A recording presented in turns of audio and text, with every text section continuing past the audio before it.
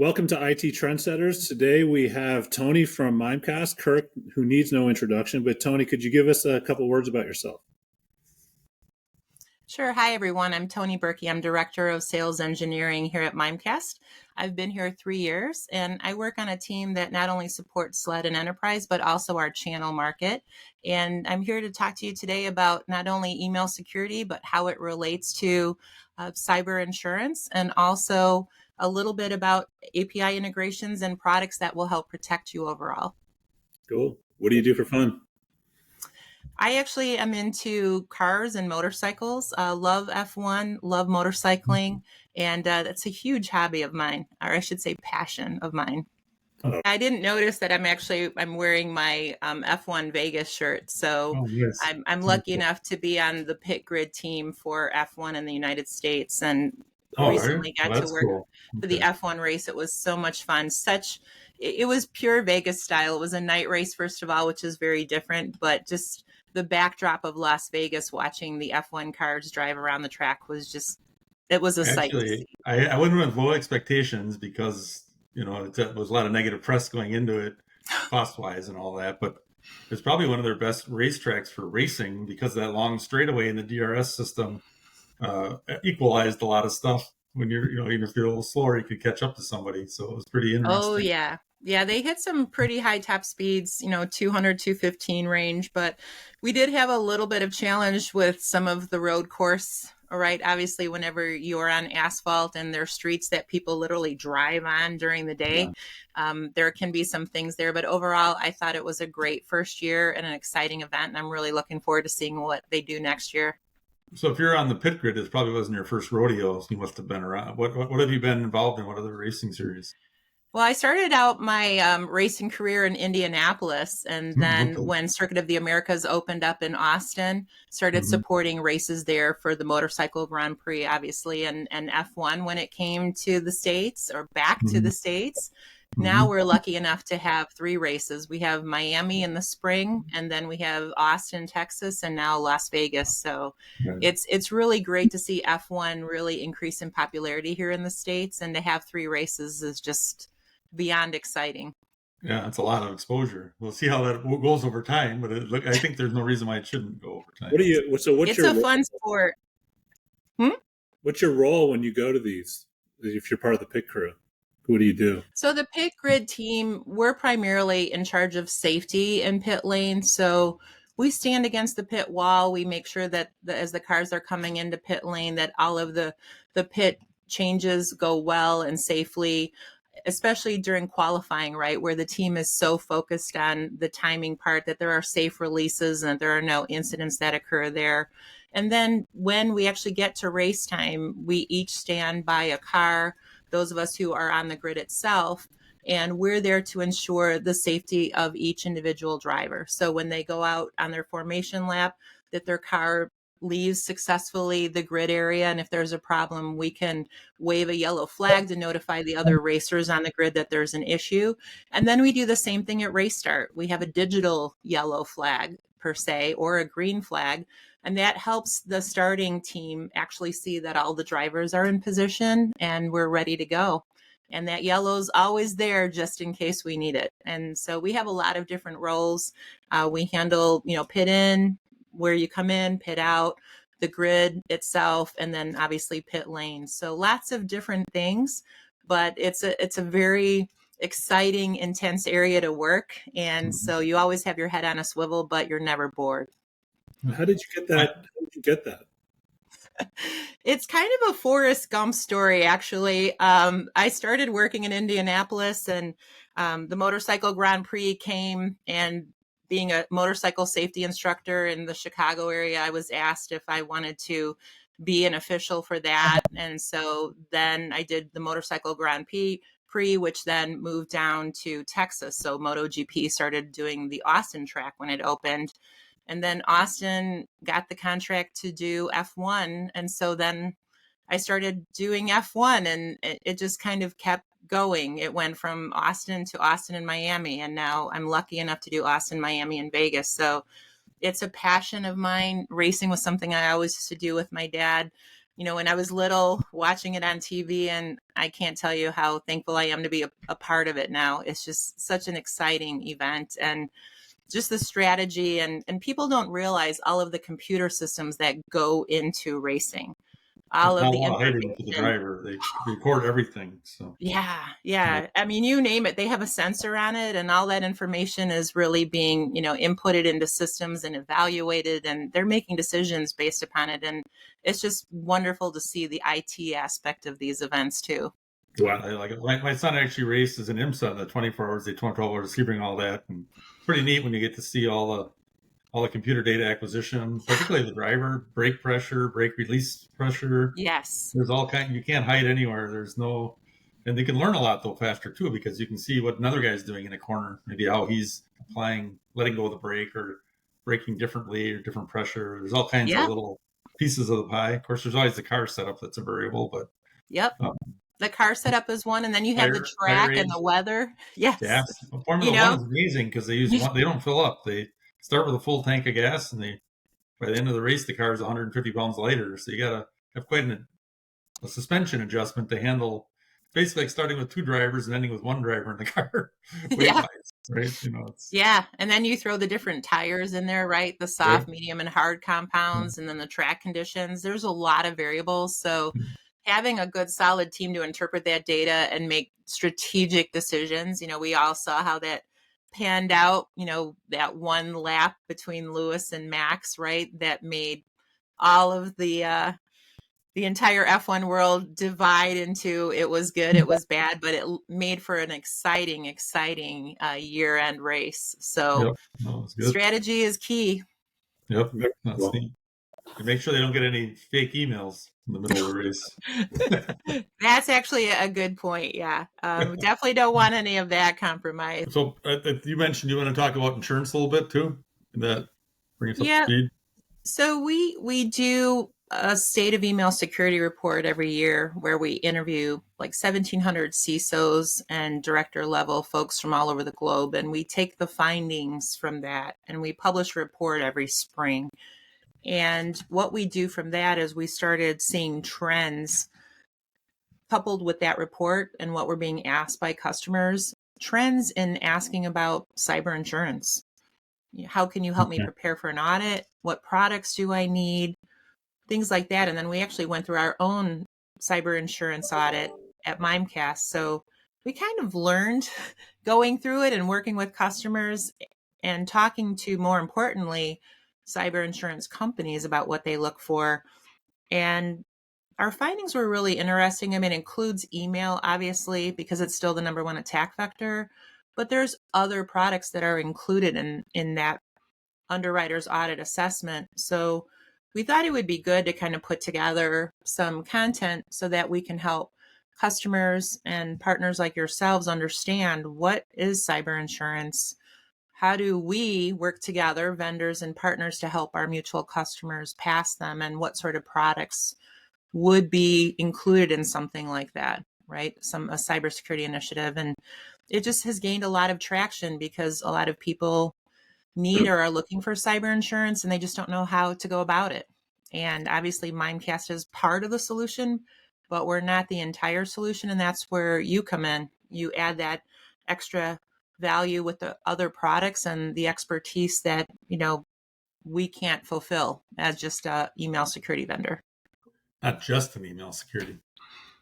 That's exactly it. It comes down to anyone in the email security space, right, can fulfill that requirement. We like to think we're the top vendor in that space, but even people who don't have MimeCast, as long as they're addressing email security as part of the overall portfolio, that's really important too.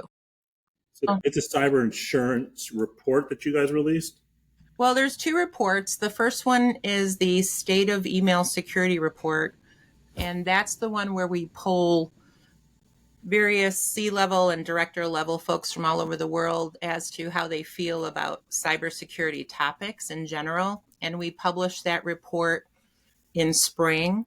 So we're actually getting ready to publish our 2024 report probably in February or March. I actually did the video for that.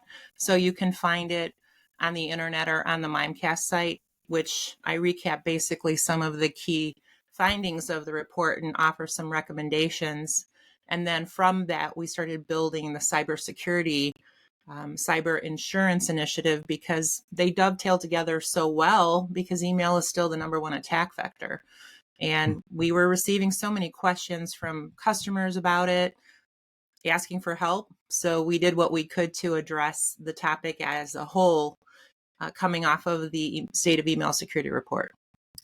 When we have customers today, probably about a third of the customers every year probably have their email gateway, their secure email gateway renewal come up.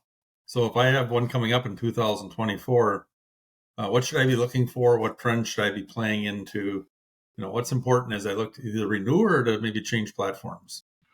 Well, with renewal, it's important to ensure that they're getting the most out of their current deployment. So, asking them questions about their policies, what their posture has been.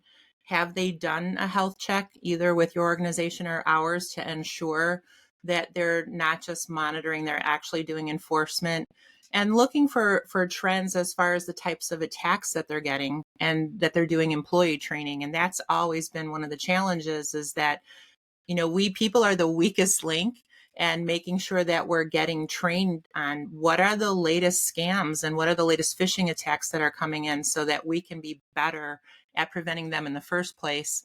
But, when you talk about awareness training, you talk about email gateways, all of those products work together as part of your cybersecurity portfolio, and having the right mix of products like DMARC, for example, in there too, is really going to help get those renewals across the finish line, because customers are really going to get the best protection possible. Okay, maybe you want to explain or give us a quick definition of what DMARC is, so we're all on the same page. Yeah, so DMARC is actually one of the products that I recommend when we start talking about cyber insurance as a whole. DMARC is domain authentication. So it's making sure that people who are sending emails out on your behalf are actually authorized to do so. We actually had recently a customer that it was a school district that parents were receiving emails regarding a teacher's fundraiser. And obviously, a lot of parents were more than happy to donate to it. And we found out later that it was a complete scam. And it was because we had not gone through and rolled DMARC out in their environment. So people were actually sending emails out from what looked like the school district, but it wasn't. And yes, the DMARC process can be a hard and difficult path, because you have to look at everybody sending emails, and that could be supply chain folks or people that you do authorize, but you have to go through and actually identify those folks. And so there are different paths from monitoring all the way to rejecting. And that's where having someone like Centercom there to help guide people on that journey is so important, because it's not just an easy button deployment. Sure. No, that's basically in the SaaS world, people that are authorized to send emails on your behalf of your domain. Mm-hmm. Keeping that up to date and everything is very important. Yeah, that's the hard part, is it's a moving target. People can spin things up so easily now, and having the ability not only to monitor that, but to do enforcement on that is critical. And the same thing goes for a product like Brand Exploit Protect, which is another product in our portfolio that we recommend for cyber insurance, in that it helps block duplicate websites, right? It's easy to just scrape some HTML and put a URL out there, and people legitimately think that it's the real site that they're going to. I actually had a friend, and I tell this story because it hits close to home, seeing as we're all in cybersecurity, right? We become the experts for our friends and family. But she had gone to a popular sporting goods store and went through and wanted to buy her husband some Callaway golf clubs for a Christmas present. They never showed up, and she had the email confirmation and everything. And as it turned out, she went to an inauthentic website. It looked just like the sporting goods store, had the same items on it. She was able to put things in her cart, got an email back, everything wasn't legit. So products like Brand Exploit Protect can really knock those sites down, get them out of the way so that the consumers don't buy things fraudulently from them or share, more importantly, their credit card and mailing and personal information, right? So that in conjunction with DMARC is really part of protecting customers and third party supply chain vendors and all of that. So the one part about email gateways that I've always found it fascinating, that as it matures, comes more and more together, is there's still a lot of these specialty business email compromise companies that overlay. Where do you see that headed, and how does that play into the big picture right now? Oh, that's a complex question because there are different initiatives. Like we launched our Gateway Less solution, and it all comes down to architecture and mail flow, right? So when you have a gateway product, typically they sit in front of email. So they're capturing and screening the emails as they're coming in and removing some of those threats, or I should say all of those threats, hopefully, before they get to the email server. And in other types of gatewayless architectures, they sit behind the server and they're looking at the mail that's already been received and then pulling that email out. So you're going to start seeing different influences as far as how the architecture of the email security gateway has changed from gateway to gateway less. And then some of the things that the companies are using to look for threats and to mitigate and remediate those threats. And that's one of the benefits that we have at MimeCast is we have a large global infrastructure. We're monitoring emails for lots of customers globally. So if we find a threat in Europe, for example, that information is readily available to us to look for that same threat here in the US. So being able to share threat information is really important. Okay, so a couple of our things we talk a lot to customers about is this kind of the whole. I was at the Gartner Symposium, and it's kind of like public cloud was maybe 10 or 15 years ago, where, boy, if you didn't have a public cloud strategy, you're a dinosaur. Now it's if you don't have an AI strategy, you're a dinosaur. Yes. You have to have one. So we're helping customers do two things. One is trying to identify aged infrastructure that doesn't collect the right data, because these things like automation and AI can only take action if they identify something. So if you have a bunch of logs that don't really have any intelligence in there, it's not going to get you very far. So aged infrastructure, we kind of define it as things that don't find those data points. So you can now apply tools like automation, machine learning, AI in the ultimate sense.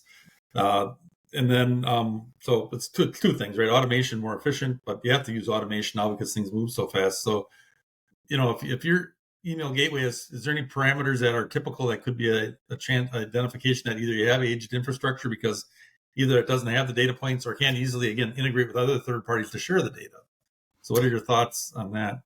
Well, you bring up a good point about integration, and it all comes back to the core data that you're getting. If you're seeing false positives or even false negatives, there's probably an indication that something is set incorrectly in your policy set, or maybe your policy set isn't complete. Maybe there are gaps in there. So one of the things that we like to push are our health checks with our customers to go through and review those policies and review the types of threats and exceptions that you're seeing in the reports that we give you so that you can tweak those policies and make sure that they're giving you the optimal amount of protection. And then once you have that dialed in, share that information with other third-party security solutions that you already have in place. And API integrations is one area where MimeCast is particularly strong. We have integrations with lots of different types of security products like SIM and SOAR, for example. So it's a way to build upon capturing that data, most importantly, and acting on it, but then sharing that information with other tools. And that's a critical part of the cyber insurance audit too, is they want to see what do you have deployed, how well is it deployed, and how is that real-time information, threat information being shared between those solutions? All right. That's a great point. Getting back to the cybersecurity report, I guess we're talking about the nuts and bolts behind the report.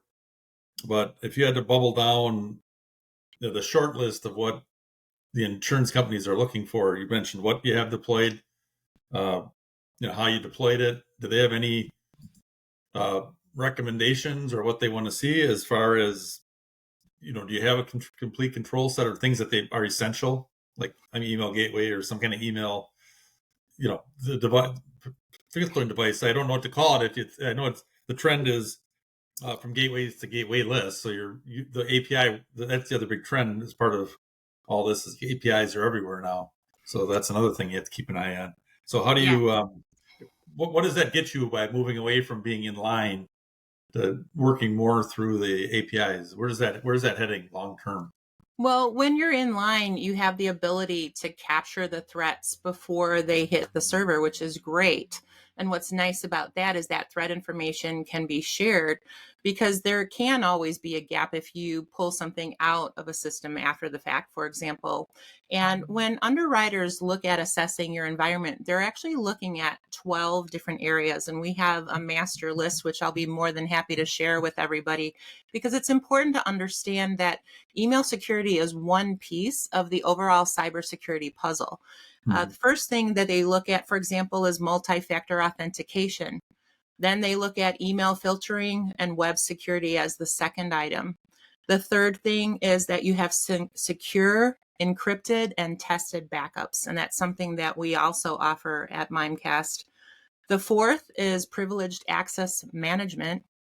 Fifth is endpoint detection and response. Sixth is patch and vulnerability management. 7 is incident response planning. And this is a critical one, right? Because even if you have all of your products in place and they're fully deployed, how the overall organization responds to an incident is critical in really reducing that time to resolution. Number 8 is cyber awareness and anti-phishing training. And this is where our AT or awareness training fits in. 9 is systems hardening. And now we're talking about DMARC. 10, logging and monitoring. 11, end of life system replacement. And number 12, vendor digital supply chain risk management. So it's a long list, but it's comprehensive. And this is what a lot of people need to look at when they're getting prepared, either to do an internal audit or to prepare for an underwriter's audit for cyber insurance is, where do I stand in these 12 key controls? Do I have solutions in place? Are they fully deployed? Am I getting accurate reports? Are the policies tuned? Am I sharing information between these solutions? Do I have incident planning in place? Does the team go through regular training? Long list of things, but they are things that obviously we can work together on with our customers to ensure that they're protected and ready for that sort of situation to occur. Do they monitor certain frameworks, or do they recommend, or do they care as long as you have one of the leading frameworks, the NIST or CIS? Is there anything in there about a framework that they can measure against? They don't measure specifically against a framework. I think that's going to depend on what industry you're in. So for financial industry, obviously they have their own recommendations for compliance. Same thing with healthcare. So there are going to be nuances depending on what market the customer is in. But overall, these 12 controls will get you pretty far in preparing for that audit. And it's also a great tool to use even if you're not looking at getting cyber insurance, to really do an internal audit and level set. And this is something where our two organizations can really help people, because this can be overwhelming for an already taxed IT team to undergo something like this. But as you can tell by hearing the list, it's a pretty good list of products that most companies should have in place. It ties in very well. We have a thing we call one SSP, or one strategic security plan, which basically walks you through a gap analysis based on platform like that and validates where's your gaps, what can you do. The other one that is kind of interesting is we actually work with some of the companies that provide you some of the actuary information based on like a framework like a NIST 853 that'll actually start to now tie how you use the internet with actual potential dollar risk, and if you're actually doing the right amount of mitigation. I think it's not so much the absolute numbers, just as far as relative numbers. And, do you have the type of insurance? Does your insurance kick in after 12 hours, 24 hours? All those things matter on the cost. And it's getting more business-like every day. Yes, it sure is. And that's the challenge that organizations have, because you really have to put your best foot forward when you meet with the underwriters, right? They want to make sure that you know your business. Do you know where your intellectual property is stored? How is it protected? Who has access to it? You start getting into least privilege access, right? So understanding your risk profile is really important, because they want to know, do you have a good finger on the pulse? And this is something that we can really help customers do, and reducing their attack surface is part of that too, because you can have all of these great tools in place, but if they're not fully deployed, or the policies aren't set up right, or the people who are administrating the product aren't fully trained, you're not going to get 100% out of the investment. And that's really the value that we bring too, is helping customers maximize their investment. Great. Uh, as far as the next, if you put your crystal ball hat on, where do you see the whole email gateway market? That's, I think I hate to use that word, because gateway list, it's confusing. But what are the key things that are coming together as the platforms mature? Other types of, and where do you buy the platform that's an email platform and that is integrated in that, and then where do you share data with other things? Obviously EDR is a big piece of it. Email gateway is a piece. Then you kind of got your perimeter tools, the zero trust tools. Mm-hmm. Where do you see the breakpoints for where like a email gateway provider like MimeCast plays in that big picture, and what should people expect as they're planning down the road? I think you're going to see AI and ML becoming more and more prevalent across all cybersecurity as people start to harness the power there. I was on a seminar with a company that manages AI, and they were talking about some of the challenges that vendors are having leveraging artificial intelligence, because it all comes down to managing the model and the forest, right? You have to watch for drifting of the model. You have to watch for poisoning. And that's one of the benefits that we have, is we actually have a data science team at MimeCast that ensures that our model stays focused and that we're using the right data in, because bias can be part of, unfortunately, artificial intelligence. And if the data coming in is not properly mapped, then the model begins to drift and the results aren't as accurate. So I do see more and more of artificial intelligence and machine language coming into products overall in the next calendar year, as we start to harness the power there, coupled with what you mentioned with the integrations. So vendors, our products are all great, but none of them are a silver bullet, right? We all have one piece. And by sharing information, whether it's AI generated detections of threats, or even something that we find like a bad URL in an email, sharing that information makes us all better, because we each have a piece of the cybersecurity portfolio. So I do see API integrations being another major part of vendors coming together and getting better at not only detecting the threats, but sharing more detailed information amongst their products. So I've always tried to use the analogy that a lot of this in closed systems has been around for years. The concept, it's just they're closed systems as opposed to open systems. Air traffic controller systems, for instance, planes take off and land every day in a very ad hoc environment, structured, but it appears to be very ad hoc, but it's actually a very structured process, and it works. And so things like an email gateway, you're probably going to always, kind of like the DLP market, I think, evolved, where like email gateways kind of have their own DLP. Different areas, databases have their own, because they're different requirements, and you got to really understand the data points. So within your system, you can do a really good job of understanding the data points, and then feeding that, sharing that data with other things that are really, maybe what's smart, the EDR, what's smart about going on at the end node, what's going on, versus trying to put this all in one big database and then just look for everything.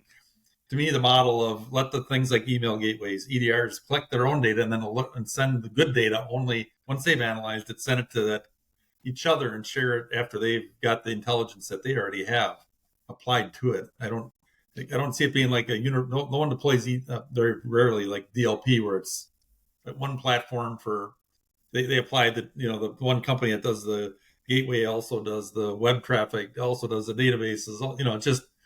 It doesn't seem like that's the way to do it. It seems like let the people that are really good at making engines, for instance, pull the data out of their engines and then share that with you, and you're really good at watching what's going on in the end node. It seems the model seems to make more sense to me than trying to have a ubiquitous, send all your logs to this machine in the sky that's going to collect them all, and you don't want to reinvent the wheel, so to speak. Exactly. And that's where, you and your team come in, because you have to purchase all of these different products, but then making them work together. That's where the rubber hits the road, right? Sitting down and understanding their intellectual property, the type of business they're in. You mentioned earlier the compliance requirements. Each individual customer has their own challenges, and the way they configure and deploy each product is going to be different. And your team does such a great job, in conjunction with vendors like MimeCast and other vendors that you sell and support, of really listening to the customer and trying to figure out where are they today and where do they need to be. Because we all hear about market trends and different types of threats that are coming in, but it's how we as a collective cybersecurity market react to those, right? And mitigate those threats and protect not only our customers, but ourselves, right? We have our own challenges too. Anyone in cybersecurity can be a target. And that's really where I see people working better together in the coming year, because we've realized that, what you just said, that we can't go into it alone, but as long as vendors are opening up their products and sharing their intelligence, it just makes us all better and more safe. Yep, I'd agree. And like typically how we engage is bringing together, like our pen test group, our information assurance group, well, they'll actually work with a specific environment, find out what kind of nested vulnerabilities may exist between different devices. That's generally what a nested vulnerability is. Different pieces would see different pieces of the attack. And then once we understand that their environment, then we can overlay adversary simulations, leveraging those pieces to make sure they can tune their controls to catch that. Oh, the gateway maybe needed to be tuned to look for something that wasn't necessarily normal to look for, or the end node piece can be tuned so we can tune the whole thing, or their SIM or their alerting structure is tuned so that it now can catch all that. So we find a lot of that, particularly in, I would say, mid and large enterprises, particularly like manufacturing, where they've had compliance forever, but they may have put some controls in because there's different controls were hot over all the different years. Now they've got a new guy coming in because they've had some turnover, which CISO turnover is not unheard of, or directors of IT. And now the guy inherits the job and he's like, I don't even necessarily, I'd like help. I'd like someone to guide me into what is important for my environment. And we've seen a lot of that. And particularly in the, I would say mid-large size manufacturing world like that, it's overwhelming, like you mentioned. And the threats change so quickly, right? And that's one of the things that we found, and we incorporate that into our awareness training solution. As I mentioned, and as you brought up, humans are the weakest link. So when you have someone's new to an environment, they may not be familiar with the types of threats that could be coming in. And that's why user training is so important. So when we see new emerging threats coming into the market, we actually build training around it. And that helps the end users understand what the threat is and then how to deal with it when it shows up, if it shows up in their inbox or in their browser or anywhere else. Basically, it's awareness, right? So the first step is, as you mentioned, taking that new hire and kind of indoctrinating them into, here's the environment that you're in, and here are some of the things to look out for. And that also includes doing things like phishing simulations, right? Yeah. We have that internally here at MimeCast too. All of us employees go through training and simulations because sometimes I don't want to say we become immune, but when you're in cyber, you're around threats all the time. And so it just keeps that in the forefront of our thoughts and in our minds and in our actions, that we too can be susceptible to those attacks just like our customers can. Oh, yeah. Well, then it happens all the time. I mean, I would say that I would have to admit that I have been caught once or twice a year doing, the fatal urgency. Here's a great example. We had just hired a new HR person that was kind of taken over as like a director role on that. And all of a sudden I get this email in my inbox saying there's this new policy. I'm like, what is this guy doing? He should be. So it's like, click on the link, and it's like caught. Fortunately it was training. It was a training email, but those kind of things where the circumstances align with the email and your environment. And it's very easy, like now package delivery at this time of year, things like that. There's That's a lot. another one. Yeah, and people don't realize that there are markers embedded in emails, and that's one of the things that we look for with our email gateway solutions is that when we use products, like some marketing teams use a product like a Marketo, for example, which is really important because we want to know when we send an email to people that they're reading it, if they're clicking on the link that we provide, if they're viewing the documentation. That's really good interactive feedback for us because if we find that people aren't reading the email, we might want to adjust what we send out next time to make it more interesting. But having said that, those markers give a lot of information to the person that sent the email, such as the device that the user was on when they looked at the email, their location, their geolocation, their IP address, the applications that are running on the device. And all of that information can be used to simulate a phishing attack because now I know where you are and I can customize an email to your point and say, hey, how's the weather in Chicago? And maybe only my team knows that I'm there. And I need you to approve this expense report before the payroll run on Friday. Click on this link for a quick approval. And it seems like a legitimate email, right? It comes from someone in what looks like someone in your organization. They know where you're at, so they know something about you. And then there's that sense of urgency. So that's one of the things that we embed in our solution is the ability to look for those markers, right? And to make sure that if they are legitimate, that we're opening them in a sandbox so that any information that they gather is really useless to them. And sandboxing is important. Do you have any good analogies of how, I imagine one of the things you're trying to figure out is the impersonations are getting much better with the AI and machine learning, all the different things. So how are you guys preparing the gateway to handle that?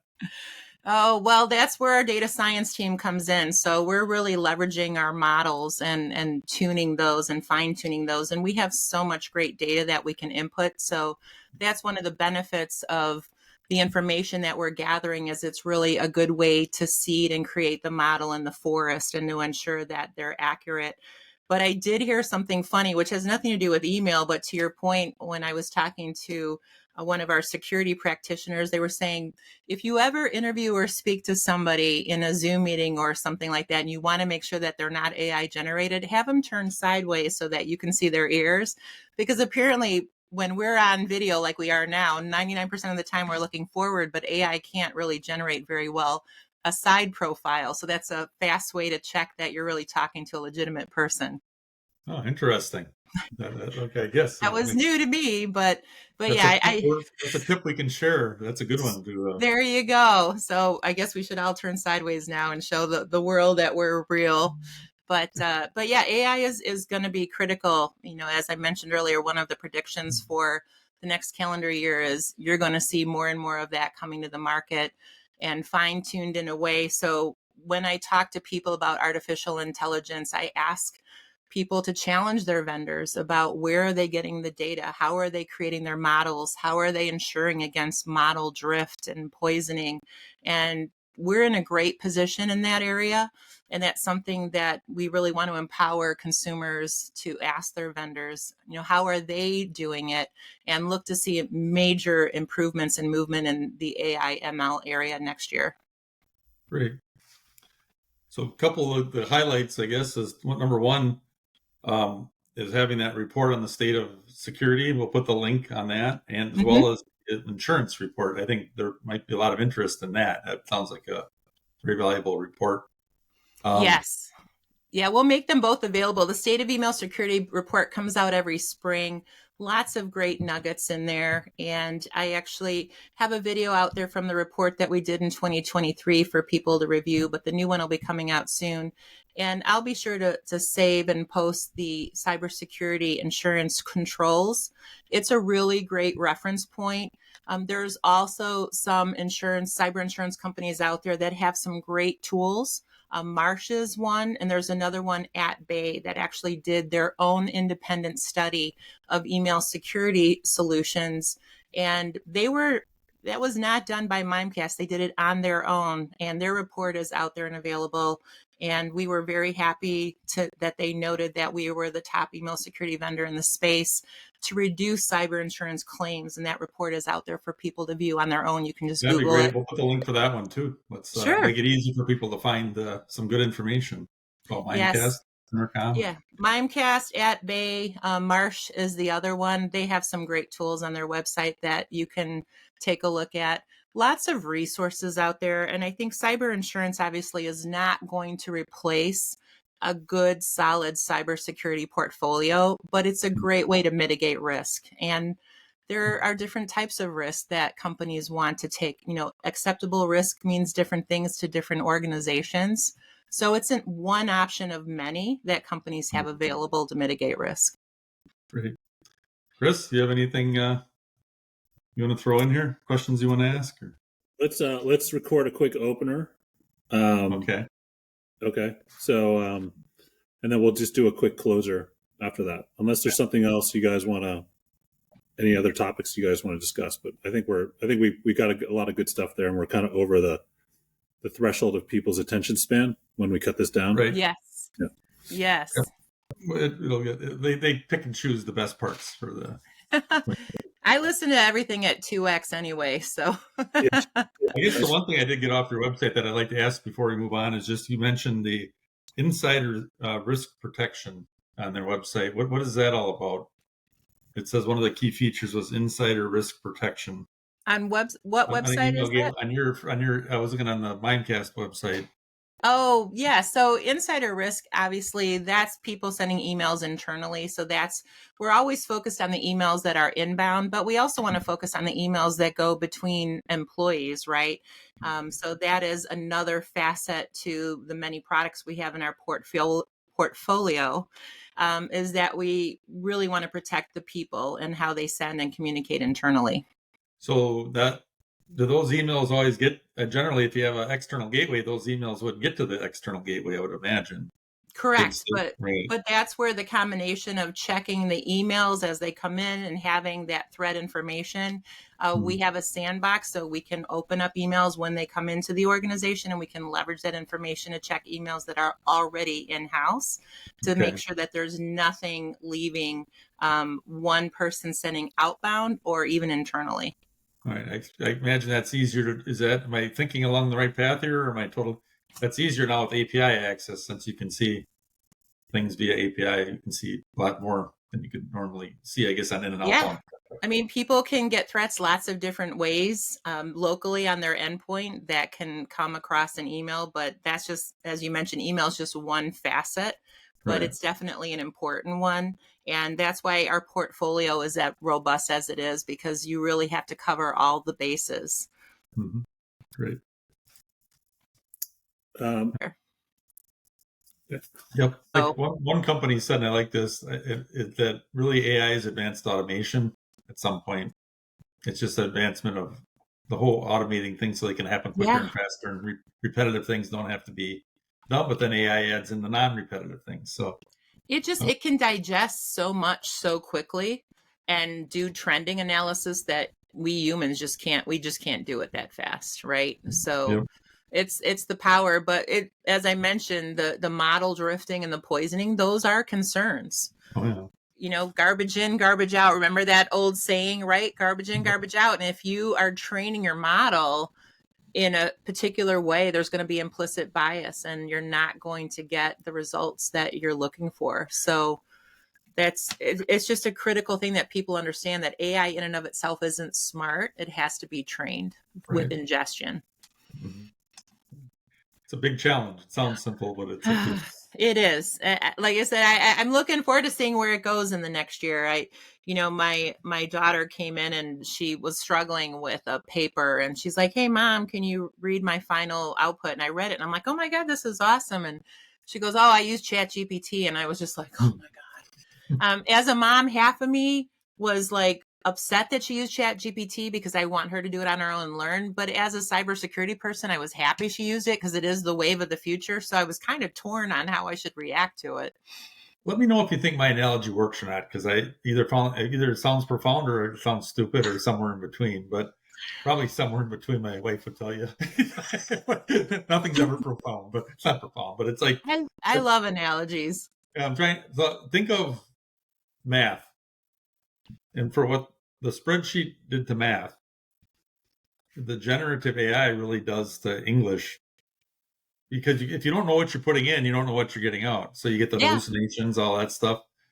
So just like a spreadsheet, you can do all these formulas, but if you don't take formulas and put the right ones in to accomplish what you want to accomplish, it's not Yep. going to get you anywhere. So I can have a spreadsheet and I can have a bunch of math, but if I don't know what I need to put in there, the logic, it doesn't do me any good. Exactly. And the same thing on Word. They'll make up. The worst thing about this though is it'll make something up, whereas a spreadsheet won't make up an answer generally. But with this, it'll sound like it made up a solid answer, but it may not have. Well, and that's the challenge is, that gets back to the data portion is if you train it a certain way, its answer is going to come out of that training. Right. So bias and incorrect information is going to lead to a bias and incorrect information in your answer. And, it's such a massive topic for us as a group, because this webinar that I was on, they talked about like the federal government wanting to get a hold of the models that these AI companies were building because they want to make sure that there's no bias. And then you have to make sure that the data scientists are objective and that you're putting the right amount of data in to get a baseline. Because if you set the baseline here and 90% of your activities happening below it, your baseline's off. So it's a constant readjustment, and it's not something that you can set and forget. So it's really going to push organizations to focus on AI and really dedicate people. And I was at a coffee shop one time and someone saw the MimeCast label and on my laptop, and he's like, "Oh, I'm in college and I'm not sure what to specialize in." And I go, artificial intelligence or data science. Like that's the wave of the future. We need people to help us manage this information. Right. And it's a specialty now, but it won't be in a few years. Right. I mean, it's going to be interesting. Like you said, Kirk, it's the Wild West right now, but I know we're dialing it in at MimeCast and have the benefit of information, but not every company has that. So it makes you go, where are they getting their information from? That's a really good point. Yep. That's where it's just basic automation sometimes, not necessarily the AI world. Well, that's the thing. If it's just a simple process that you're automating, and there's not a lot for AI to really do except give you the process. Like, for example, I tell people all the time, you can use ChatGPT to create a simulation for you. Just say, create a tabletop exercise around an email security breach at a financial firm, and it'll give you a whole exercise. It'll just spit it out. So there is some value to AI in that automation part, because it would take hours for us to write a good sim, 2 seconds, and you can cut and paste it and add, roles and characters and things like that to it. So yeah, I think automation is a big part of it. And that's where people are looking to see the benefit right now, but it's so powerful. There's so much more that it can do. Kirk, Tony, thanks for attending today's IT Trendsetters and looking forward to our next conversation. Thanks for having me. Really enjoyed it.